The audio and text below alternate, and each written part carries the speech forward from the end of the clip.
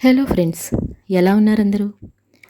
ఆచార్య చాణక్యుడు తన చాణక్య నీతిలో ఎన్నో విషయాలను ప్రస్తావించాడు. డబ్బుకు సంబంధించిన వివిధ విషయాలను తెలిపాడు. ఆచార్య చాణక్యుడి చాణక్య నీతి అనేది జీవితంలో ఒక పరీక్షగా నిలిచే జీవిత పాఠాల సమూహారం. చాణక్యుడు గొప్ప పండితుడు, ఉపాధ్యాయుడు, ఆర్థికవేత్త. అతని బోధనలు అన్ని కాలాలకు సంబంధించినవి. చాలామంది ఇప్పటికీ చాణక్యుడు చెప్పిన సూత్రాలను పాటిస్తారు. దీనితో జీవితం సంతోషంగా జీవించవచ్చు. ఎందుకంటే చాణక్యుడు చెప్పే ప్రతి విషయం జీవితంతో ఖచ్చితంగా ముడిపడి ఉంటుంది.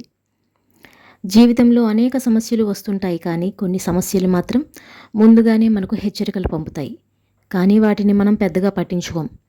మన జీవితంలో సమస్యల సంకేతాలను గుర్తించడం అనేది అసలు విషయం. ఆర్థిక సంక్షోభాల సంకేతాలను ముందస్తుగా గుర్తించడం వల్ల అనేక సమస్యలను నివారించడంలో సహాయపడుతుంది. రాబోయే ఆర్థిక సంక్షోభానికి ముందస్తు హెచ్చరిక సంకేతాలు ఏంటో తెలుసుకుందాం. తులసి మొక్క ఎండిపోవడం. హిందూ మతం ప్రకారం తులసి మొక్క చాలా గృహాలలో దేవతగా పూజింపబడే ఒక పవిత్రమైన మొక్క. తగిన జాగ్రత్తలు తీసుకున్న తర్వాత కూడా మీ ఇంట్లో తులసి మొక్క ఎండిపోతే అది రాబోయే పేదరికానికి సంకేతంగా పరిగణించబడుతుంది అని చాణక్యనీతి చెబుతుంది. అయితే నీటి కొరత, చల్లని వాతావరణం కారణంగా కొన్నిసార్లు మొక్కలు ఎండిపోతాయని గమనించడం ముఖ్యం. సరైన వాతావరణంలో కూడా తులసి ఎండిపోవడం పేదరికానికి సంకేతం. అందుకే తులసి మొక్కను జాగ్రత్తగా చూసుకోండి. ఇంట్లో గొడవలు. ఎటువంటి స్పష్టమైన కారణం లేకుండా మీ ఇంట్లో నిరంతరం తగాదాలు, వాదనలు ఉంటే అది రాబోయే ఆర్థిక సంక్షోభానికి సంకేతం కావచ్చు. గ్రహదోషం లేదా వాస్తుదోషం వంటి సమస్యలు కూడా దీనికి కారణమని చాణక్యుడు నమ్మాడు. కారణం లేకుండా ఇంట్లో పెద్ద పెద్ద గొడవలు జరుగుతాయి. దీనితో అనేక సమస్యలు వస్తాయి. మానసికంగా, ఆర్థికంగానూ ఇబ్బందులు ఎదుర్కొంటారు. సమస్యలు అనేవి మీ వెంటే ఉంటాయి. ఇలాంటి సందర్భంలో మీరు ఆర్థికంగా కిందకు దిగుతారని గుర్తించాలి. తగిన జాగ్రత్తలు తీసుకోవాలి.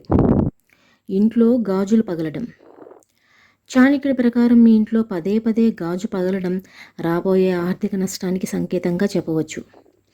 మీ ఇంటిలో రాబోయే పేదరికాన్ని సూచిస్తుంది.